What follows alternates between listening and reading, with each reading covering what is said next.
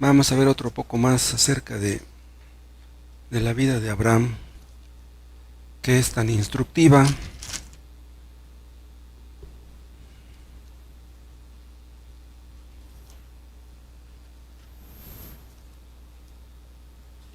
Génesis 22.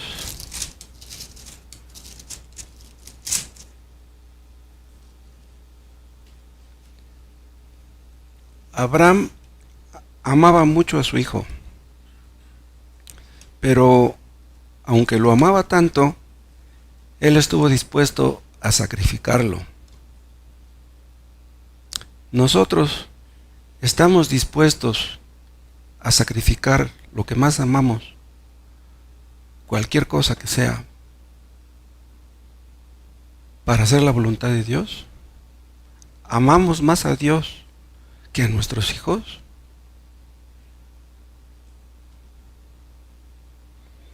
Es posible que un padre, una madre, ame mucho a sus hijos y no ame a Dios. Hay madres que son capaces de cualquier cosa por sacar adelante a sus hijos. Y sus hijos los tendrán por excelentes madres. Pero si esas madres, esos padres, no aman a Dios más que a sus hijos, esos padres no aman a sus hijos.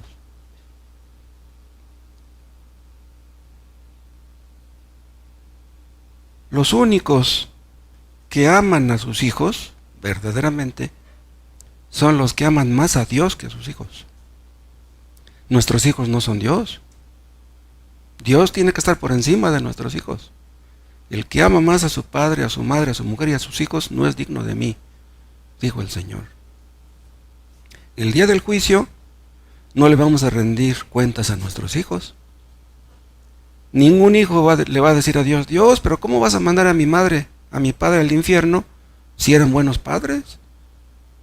Me dieron los mejores estudios, me compraban de la mejor ropa, juguetes, todo lo que yo quería me lo compraban mis padres. Pues sí, tú los veías como buenos padres, pero no lo eran.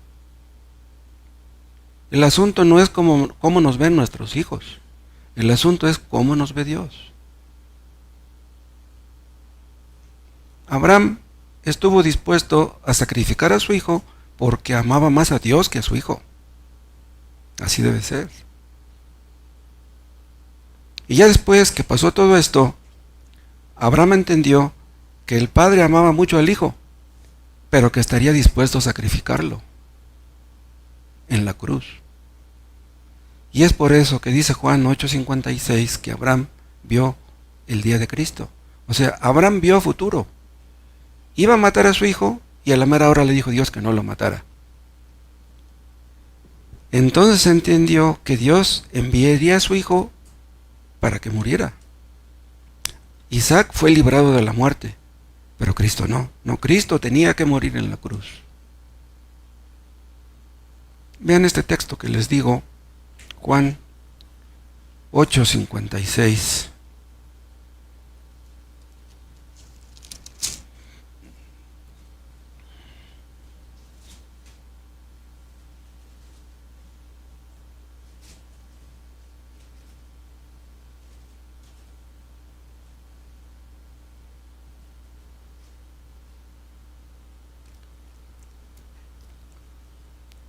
Juan 8:56. Vean lo que le dice Jesús a los fariseos. Abraham vuestro padre se gozó de que había de ver mi día, y lo vio y se gozó. ¿Cómo es que Abraham vio el día de Cristo? Cuando le dijo Dios que no matara a su hijo, y él levantó los ojos y vio aquel carnero que estaba trabado por sus cuernos con un zarzal, y lo ofreció en sacrificio en lugar de su hijo, entonces Abraham entendió lo que Dios haría para salvar a los pecadores. Abraham vio por la fe lo que Dios haría a futuro. ¿Se acuerdan ustedes de que la fe es como un telescopio? La fe nos hace ver hacia lo lejos. Cosas que no vemos, por la fe las vemos.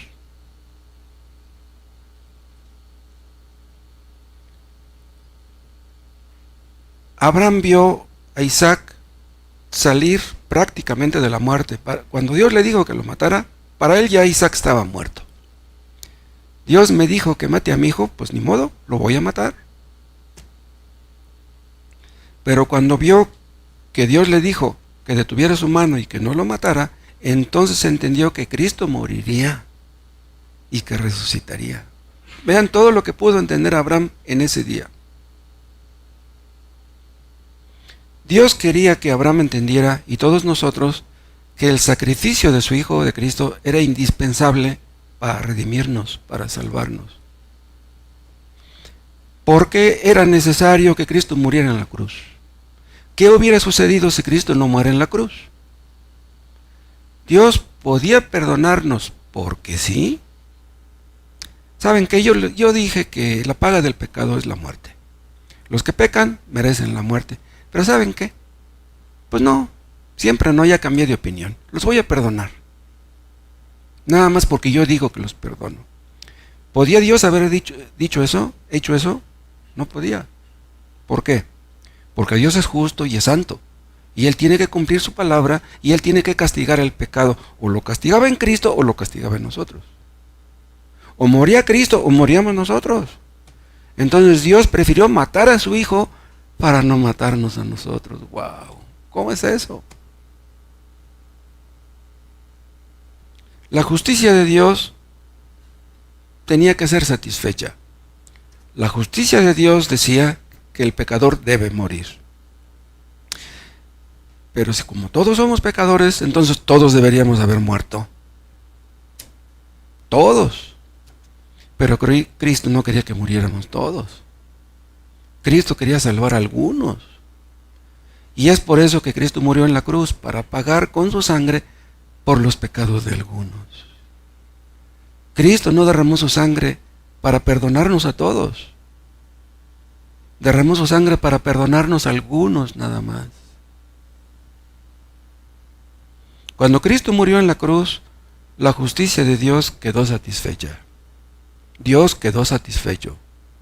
Él pagó para que no pagáramos nosotros. ¿Por qué Dios consideró que era absolutamente necesario que Cristo muriera en la cruz? Vean, Dios quería que todo el mundo supiera, que todo el mundo entendiera que Él es justo y santo. Con Dios no se juega. Dios tiene que castigar al pecador, porque Dios odia el pecado. Entonces, por eso mandó a Cristo.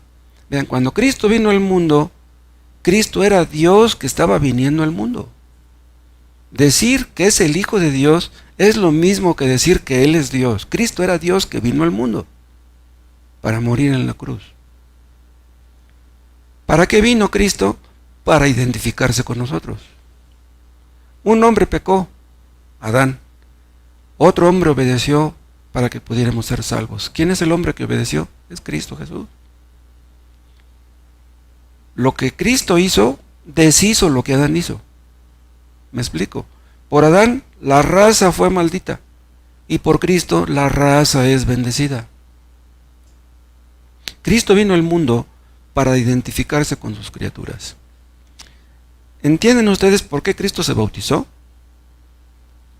Nosotros nos bautizamos o tenemos que ser bautizados porque somos pecadores, pero Cristo no era pecador. Entonces, ¿por qué se bautizó Él? Para identificarse con nosotros. O sea, al bautizarse es como si Él reconociera ser pecador, pero Él no lo era. ¿Entienden ustedes por qué Dios probó a Abraham? Porque quería que Abraham entendiera, y todos nosotros, que la muerte de Cristo era indispensable para nuestra salvación. Lo probó Dios a Abraham en relación con Isaac. Pero ya antes de esto, Abraham había sido probado. Y también en relación con su familia, como vimos hace 8 días. Cuando Abraham se separó de Lot, eso le dolería a él. Porque juntos convivían, juntos oraban el uno por el otro, pero ya cuando se separaron las cosas fueron diferentes. Dios quiere que nos reunamos como iglesia porque nos necesitamos unos a otros, para que oremos unos por otros. Si no oramos unos por otros, nos hacemos mucho daño. Y si oramos unos por otros, nos hacemos mucho bien. Dios le dice a Abraham que mate a su hijo. Pero en Isaac le estaba quitando todas sus esperanzas, porque Dios le había dicho que en su hijo serían benditas todas las naciones. Entonces, ¿cómo es que Dios me dice que en mi hijo va a bendecir al mundo y ahora me pide que lo mate? Pero Abraham estaba dispuesto a sacrificar al hijo amado. Abraham se enfrentó a las consecuencias de perder a su hijo. Hermanos, ¿estamos dispuestos nosotros a perder lo que más amamos para hacer la voluntad de Dios? Dios puso a Abraham bajo sentencia de muerte. Dios puso a Abraham entre la espada y la pared. Dios obligó a Abraham a confiar en Dios. Y así como Dios lo obligó, nos obligará a nosotros. Debemos aprender a confiar en Él, porque por naturaleza confiamos en nosotros mismos. Pero Dios quiere que confiemos en Él. Y así como Dios le enseñó a Abraham eso, se lo tuvo que enseñar después a Isaac y después a Jacob. Y a todos nos tiene que enseñar eso. Esta prueba que Dios le hizo a Abraham fue terrible.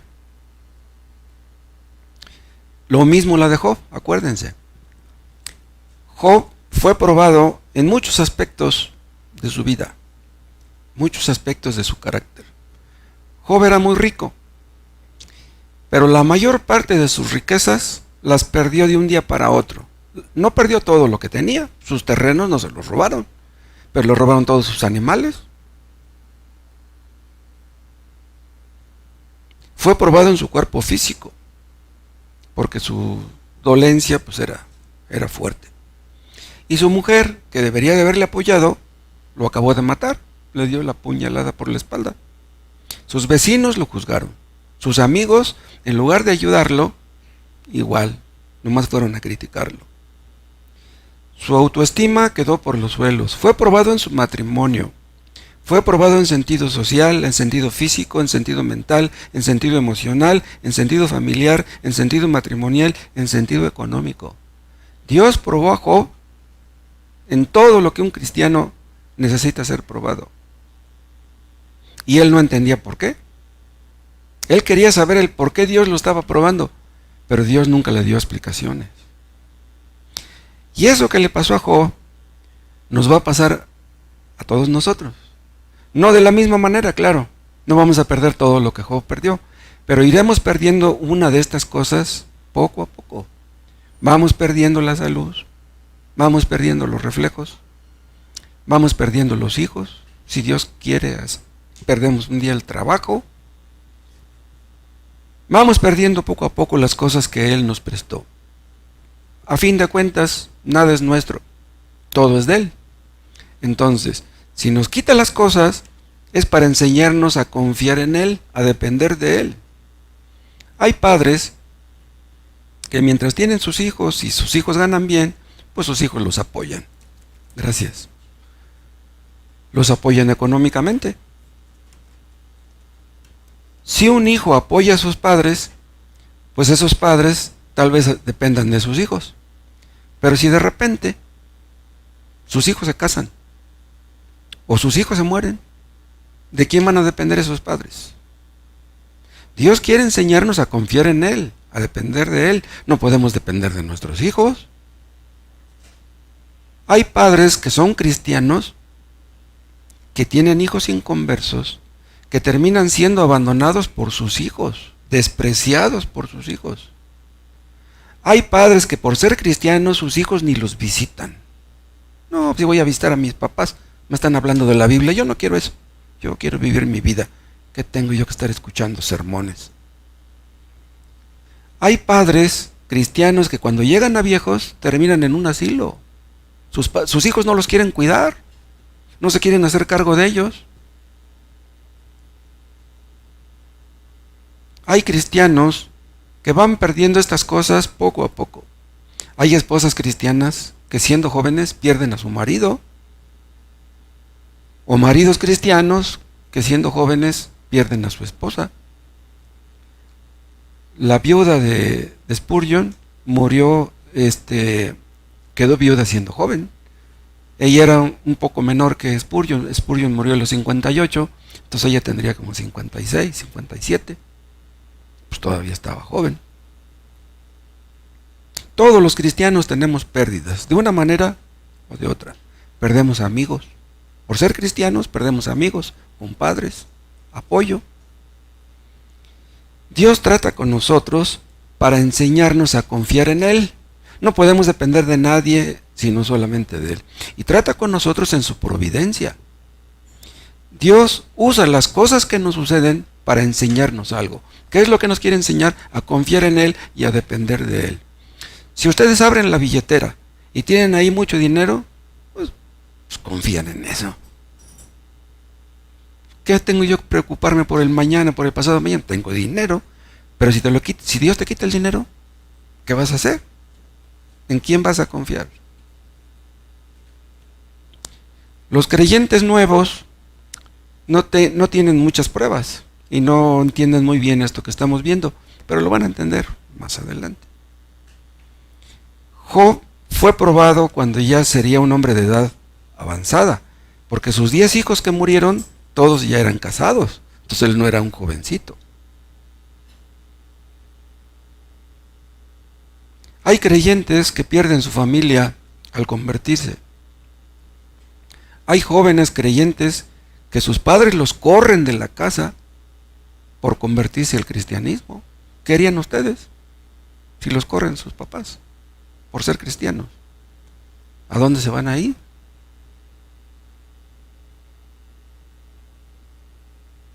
Los hermanos carnales de Jesús no creían en Él. ¿Cómo se sentiría Jesús de ver que ni siquiera sus hermanos creían en Él? A Cristo lo tacharon de loco. Al apóstol Pablo lo tacharon de loco también. ¿Cómo se sentirían?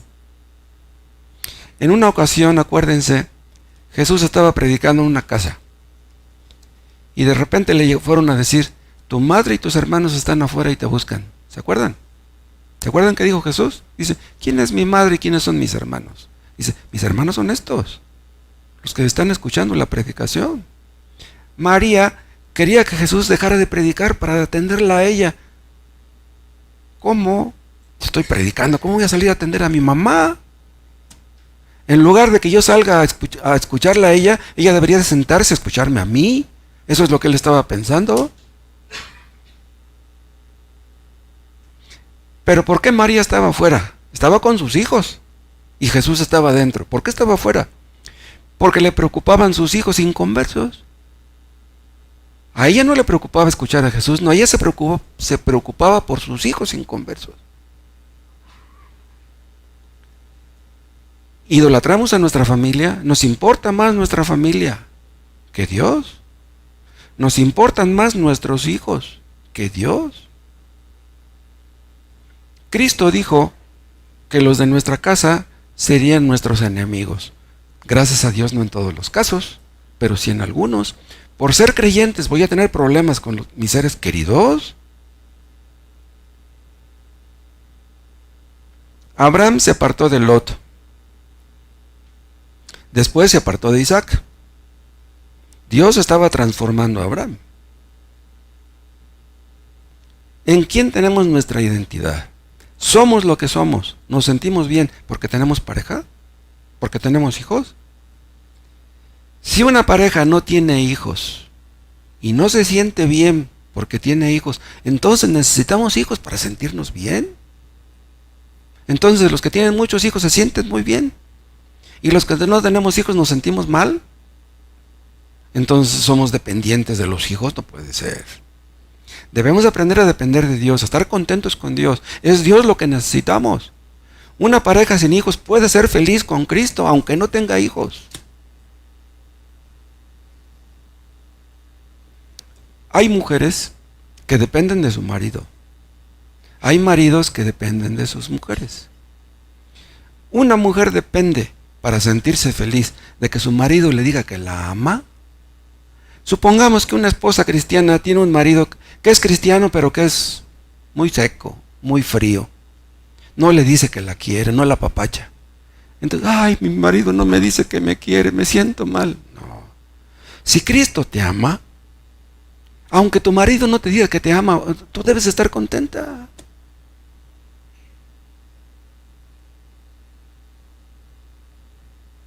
¿Un marido de qué depende? ¿Del respeto de su esposa?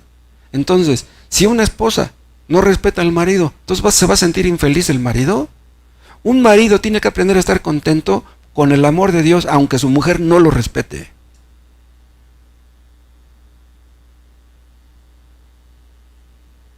Hay creyentes que son manipulados por su pareja. Hay creyentes que son controlados por su pareja.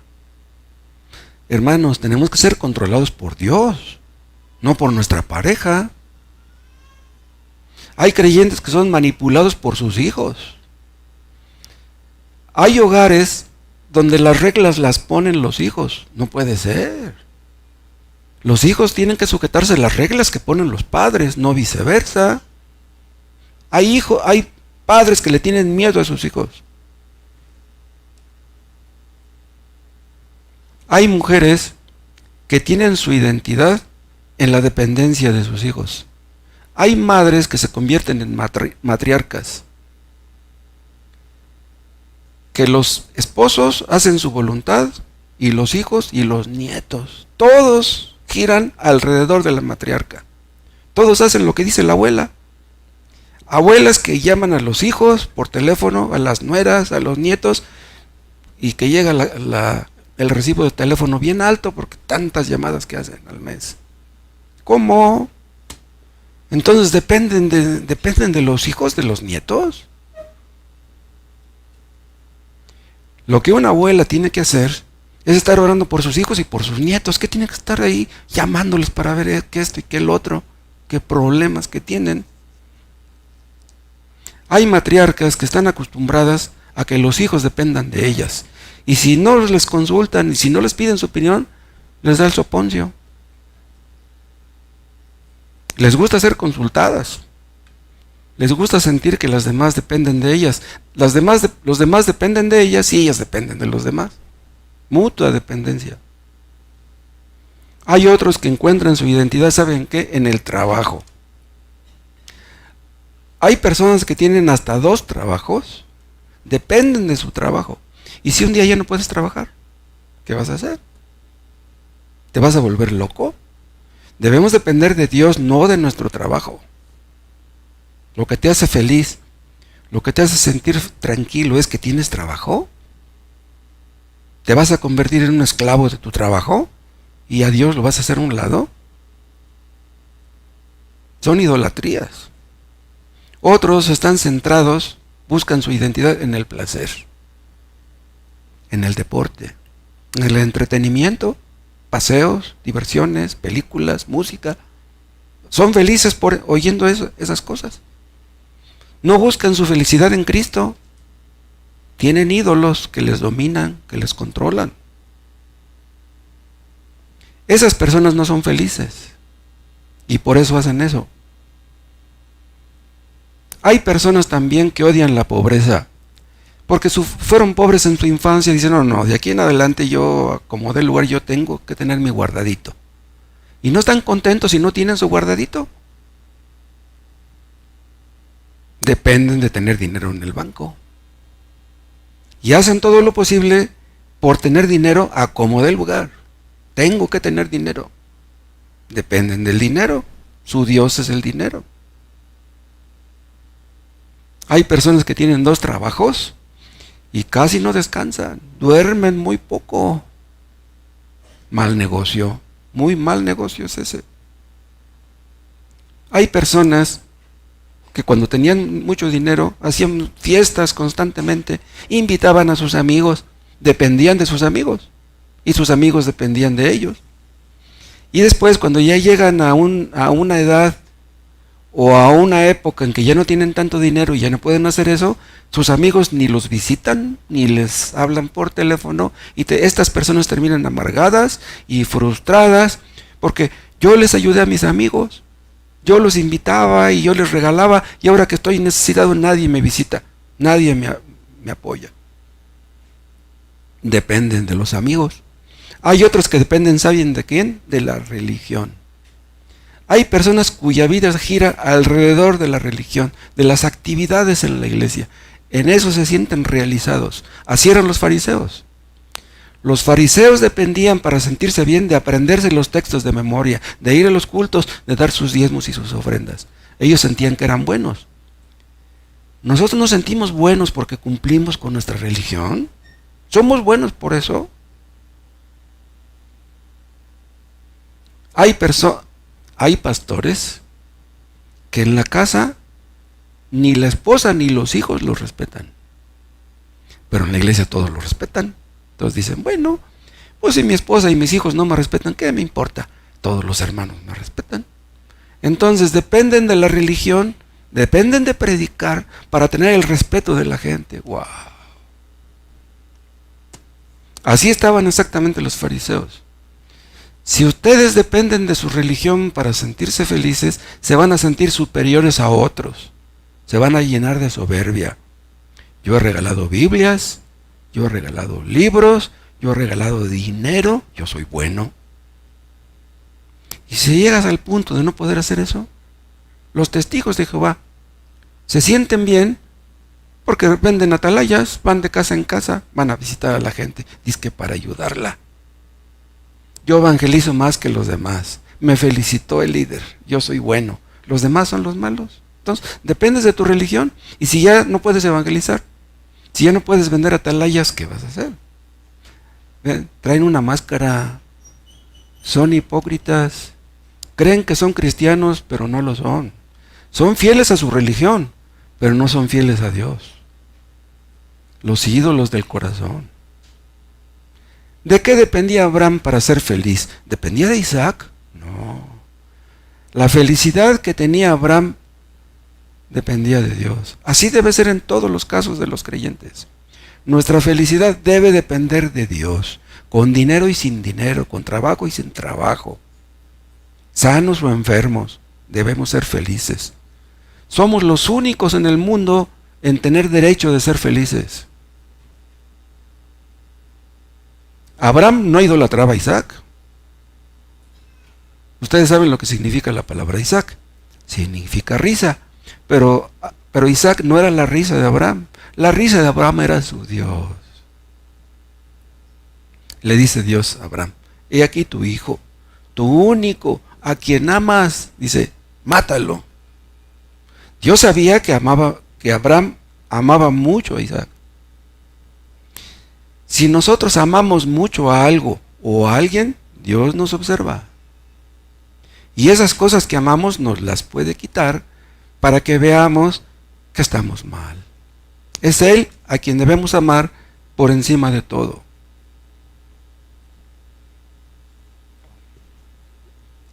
Dios sabe qué es lo que más amamos. Dios sabe qué es lo que nos hace felices. ¿Qué es lo que los hace felices a ustedes, hermanos? ¿Qué es?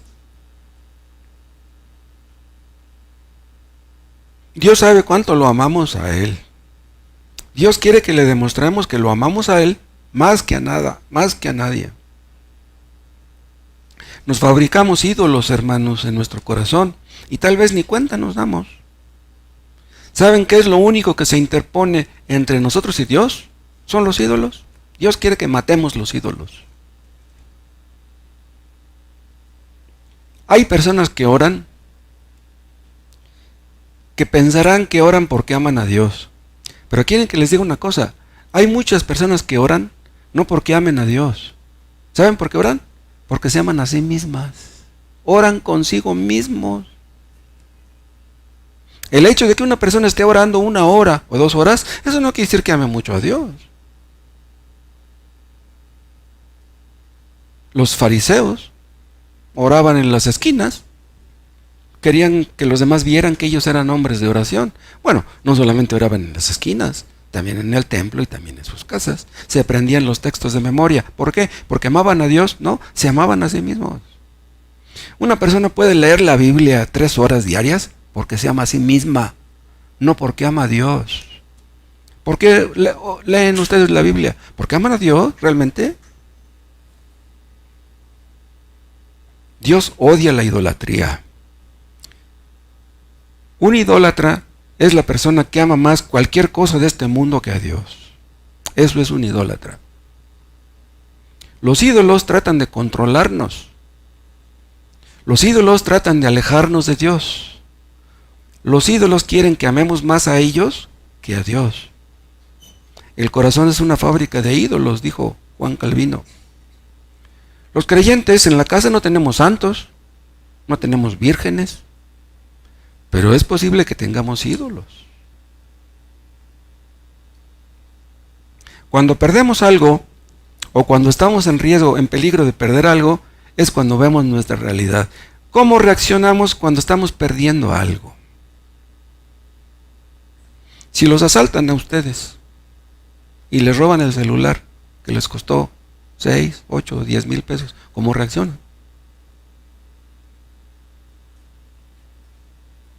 Nuestro servicio cristiano puede convertirse en un ídolo.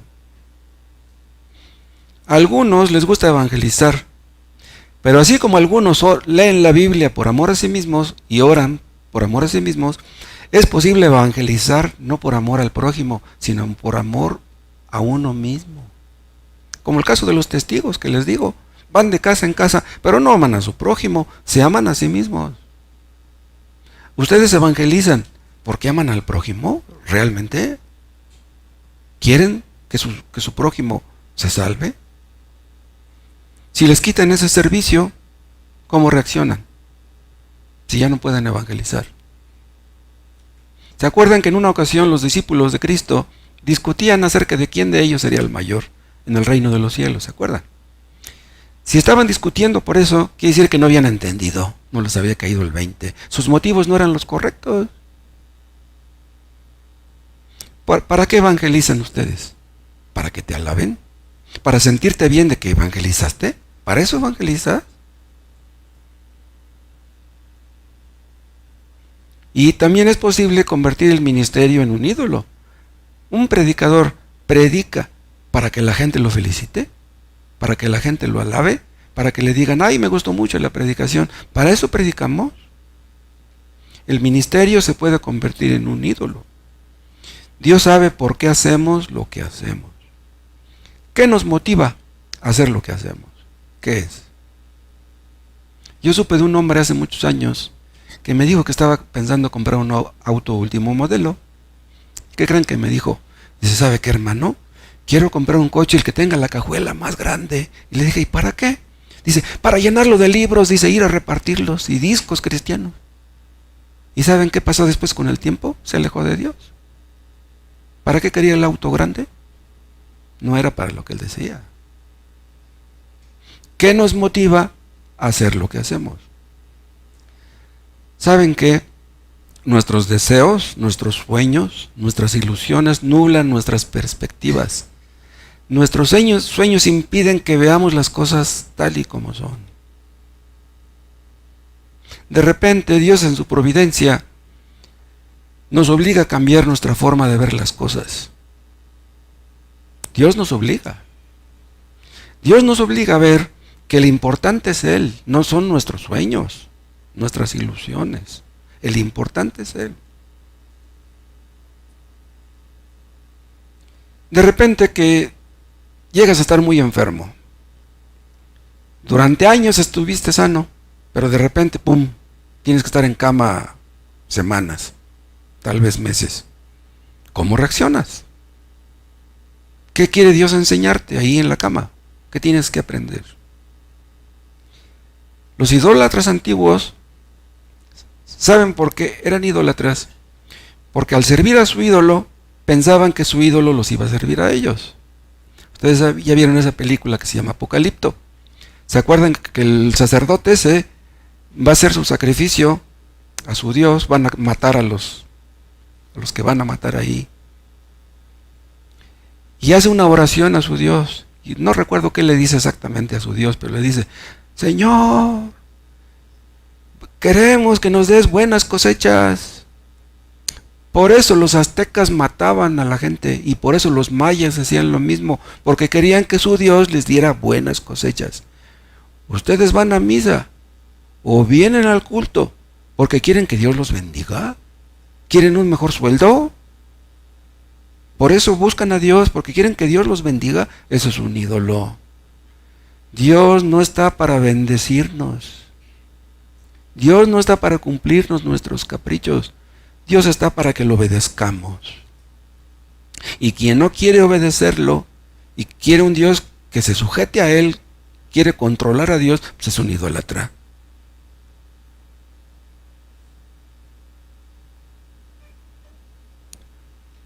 Los idólatras antiguos cumplían con su religión.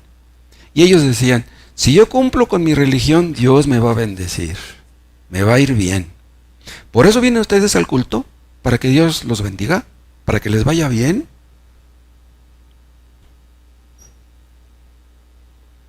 Los idólatras antiguos buscaban que su Dios controlara el clima.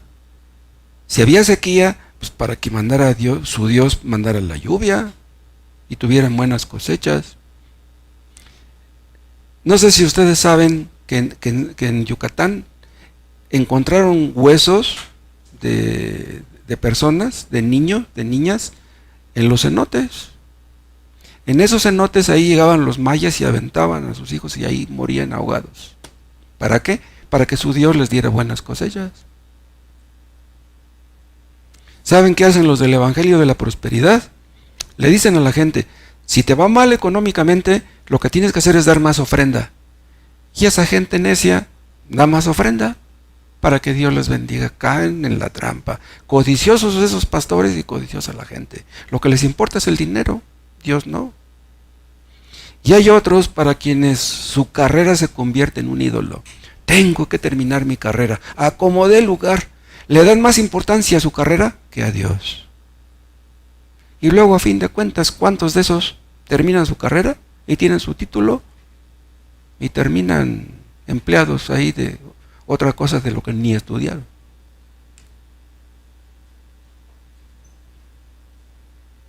Hay mujeres que se meten en una iglesia cristiana buscando pareja. Hay hombres jóvenes que se meten en una iglesia cristiana buscando pareja. Es que yo quiero una pareja cristiana, que sea tranquilita, que no me retobe, que no se me ponga el brinco. Yo quiero un marido cristiano que me apapache, que me trate bien, que no me pegue, que no sea borracho. Eso es lo que quieren, un Dios que les dé por su lado. Son personas que piensan que casándose van a ser felices. Ay, es que yo nunca he sido feliz. Mis papás no fueron felices. Mis hermanos no son felices. Pero cuando yo me caso con un cristiano, con una cristiana, y entonces voy a ser feliz. Ídolos, idolatría. Para ellos el matrimonio se convierte en un fin. Vean, el matrimonio no es un fin. El único fin es Dios. Nosotros somos instrumentos. Dios nos usa. O debe usarnos. Nosotros no podemos usar a Dios. Dios no es un medio. O sea, los idólatras quieren a Dios como un medio para salirse con la suya, para tener lo que ellos quieren tener. Dios nos hizo, hermanos, acuérdense, lo hemos visto muchas veces. Dios nos creó no para hacer nuestra voluntad. Dios nos creó para que nosotros hiciéramos la suya. Entonces, los importantes somos nosotros, no, el importante es Él. Los ídolos controlan a la gente, pero ni cuenta se dan. El mundo, el placer, el dinero, el sexo, los hijos, la pareja, el celular, se convierte en un ídolo. Te pasas 2 horas viendo el celular y la Biblia la lees 3 minutos. ¿Cómo está eso? El yo es el ídolo de millones. El yo ocupa el lugar que le corresponde a Dios. Pero Isaac no ocupaba el lugar que le correspondía a Dios. No, Abraham amaba más a Dios que a Isaac. Isaac no era su ídolo. ¿Quién está en el primer lugar de nuestro corazón? ¿Quién?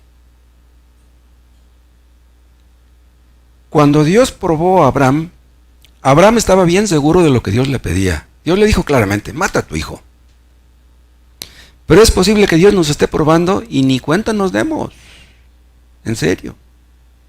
La vida cristiana, acuérdense, lo vimos hace 8 días, es una prueba continua. Desde la mañana hasta la noche.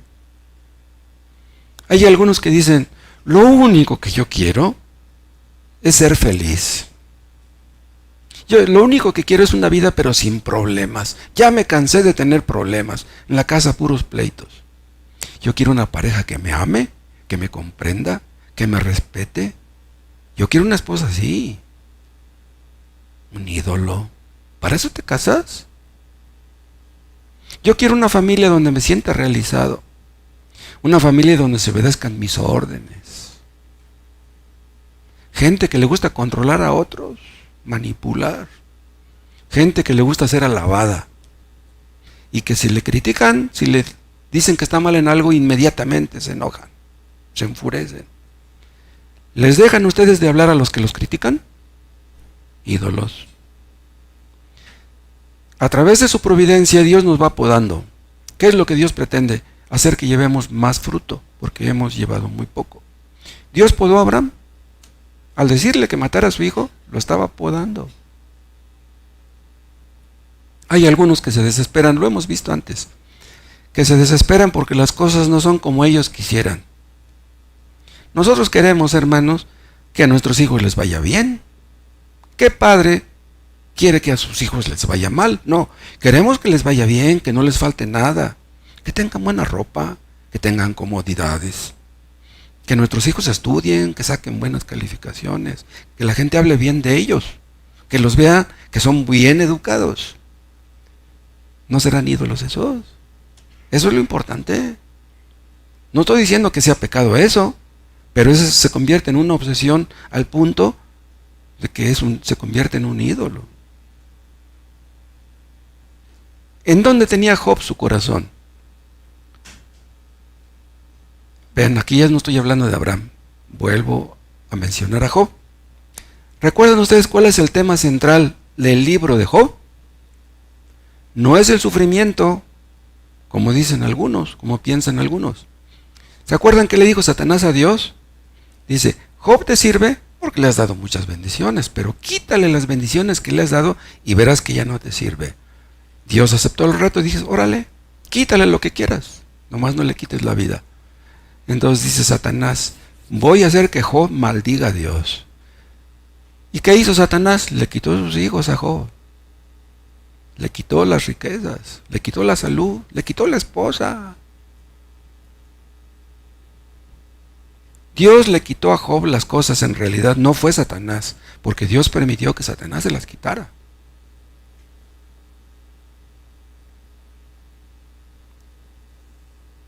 Pero Job no era un fin, Job era un medio. Acuérdense, el único que es un fin es Dios. Nosotros todos somos medios, instrumentos. Los predicadores del Evangelio de la Prosperidad pintan a Dios como un medio para que tú tengas lo que tú quieras. Pídele a Dios un carro, imagínate, visualízalo. No le vayas a pedir un bocho, no le vayas a pedir un Datsun de los de... No, pídele un BMW para arriba. Es como le vas a pedir una carcacha. Pintan a Dios como que está obligado a hacerte feliz. Hermanos, a Dios no lo podemos usar, no lo podemos manipular. En los primeros capítulos del libro de Job, vemos que Job no tenía a sus hijos como su Dios. ¿Se acuerdan cómo reaccionó? Jehová me dio a mis hijos, Jehová me los quitó. Sea su nombre bendito. Pero en los últimos capítulos ya vemos algo diferente. En caliente así reaccionó. Pero ya en los últimos capítulos, ¿qué dice? ¿Para qué nací? Mejor me hubiera muerto. Mejor ni hubiera nacido. Nomás vine para sufrir. ¿Qué caso tiene esta? O vean, no está maldiciendo a Dios, pero no estaba contento. Él está murmurando de Dios. ¿Para qué vine a nacer? Primero Dios me dio todos mis hijos y ahora me los quitó. Pues mejor ni me hubiera dado nada. Vean, ya estaba amargado Job. Nosotros podemos terminar cayendo en la amargura. Tuve pareja, ya no la tengo. Tuve hijos, ya no los tengo. Tuve dinero, ya no lo tengo. Entonces, ¿Para qué sirve la vida? Dice la palabra de Dios que en el cielo las calles son de oro. Nosotros queremos ir al cielo para ver las calles de oro. Nosotros cuando llegamos al cielo, ¿qué importan las calles de oro? Llegaremos al cielo buscando a Cristo. Queremos ver a nuestro Salvador. ¿Las calles qué? Vamos a pisar el oro. Aquí lo traen colgado aquí y acá. No, allá lo vamos a pisar. Nuestro cielo es Cristo. Nuestro cielo no es el oro. Imagínense que un creyente llegara allá y que dicen que vayan ustedes a verse a Cristo. Yo aquí me quedo contemplando las calles de oro. Yo les dije, Dios nos va quitando poco a poco lo que tenemos para que entendamos que Cristo es lo único importante. Él es lo mejor. Y si hasta la fecha no te ha quitado nada, al rato te lo va a quitar, verás. ¿Saben a qué quiere conducirnos Dios? A que le digamos, Señor, haz conmigo lo que quieras. Puedes quitarme lo que tú quieras. Dame lo que tú quieras y quítame lo que tú quieras. A eso debe conducirnos, quiere conducirnos Dios. Esta prueba que Dios le dio a Abraham fue la prueba más grande de todas. Después de esto de Isaac ya no hubo más pruebas. No piensen, hermanos, que cuando lleguen a viejos van a poder hacer lo que quieran. Abraham no hizo lo que quería. Alguno tal vez esté pensando, cuando yo me jubile, me voy a dedicar a pasear y a divertirme y a cotorrear. No. Si Dios nos usa en la juventud, también que nos use cuando estemos viejos. Que así como debemos hacer la voluntad en la juventud, también cuando estemos viejos.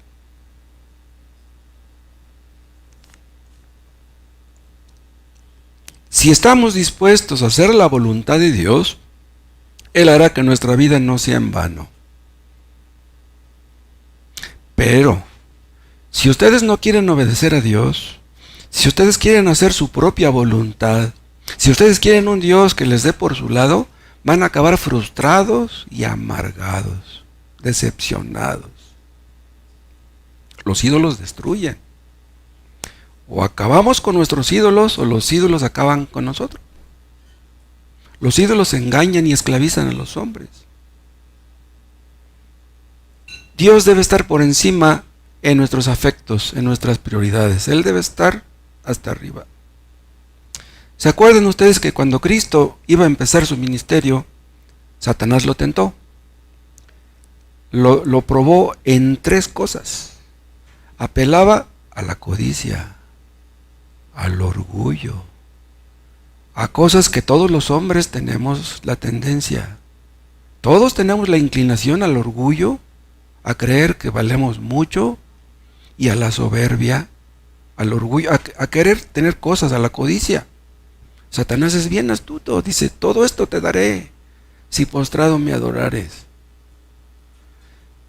Pero ya sabemos cómo terminó la historia. Cristo venció en nuestro lugar. Satanás es un enemigo vencido. Satanás no tiene por qué vencernos. Si hemos creído en Cristo, con Él somos más que vencedores. O acabamos con nuestros ídolos, o los ídolos acaban con nosotros. Pero ¿saben qué? Cuando una persona se arrepiente de sus pecados y cree en Cristo, los ídolos caen por los suelos. Pero ¿saben una cosa? Lo terrible del asunto es que esos ídolos que parecía que estaban muertos, ¡pum!, de repente se levantan, resucitan. Pero Abraham pasó la prueba. Le demostró a Dios que amaba más a Dios que a su hijo. Y después de esto, Dios le renovó la promesa. ¿Se acuerdan ustedes? Vean Génesis 22.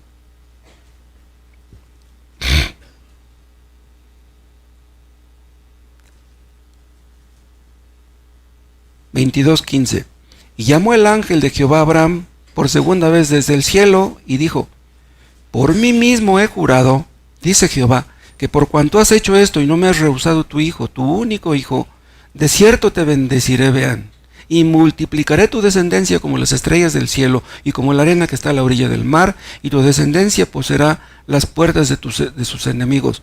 En tu simiente serán benditas todas las naciones de la tierra, por cuanto obedeciste a mi voz. Le renovó la promesa. Esta promesa ya se la había hecho antes. ¿Por qué? Porque Abraham obedeció a Dios. Hermanos, si nosotros somos obedientes, Dios nos va a bendecir.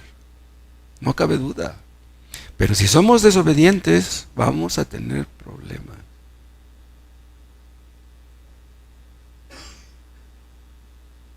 Hay muchos que no se convierten a Cristo, que no se arrepienten de su pecado. ¿Saben ustedes por qué? Porque piensan que si se entregan a Cristo, si se convierten, si dejan su pecado, su vida va a quedar destruida, va a quedar deshecha.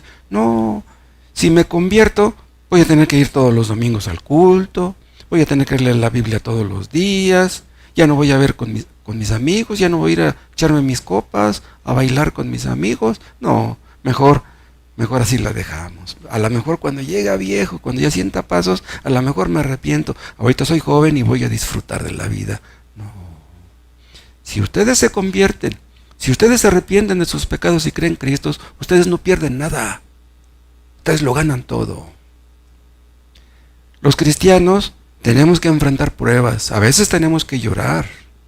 A veces tenemos que sufrir. Pero la vida cristiana es la más maravillosa de todas. No hay nada parecido a ser creyente. Vengan a Cristo. Arrepiéntanse de sus pecados. Confíen en Él y Él hará que sus vidas tengan propósito. Vean por último un texto que está en Ezequiel 36.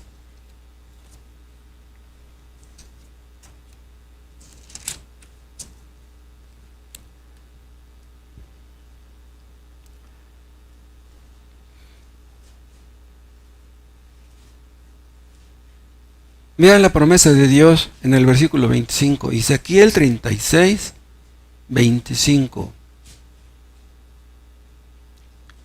Esparciré, ven, esto lo dice Dios directamente. Esparciré sobre vosotros agua limpia, y seréis limpiados de todas vuestras inmundicias, y de todos vuestros ídolos os limpiaré. Vean nuestro tema aquí.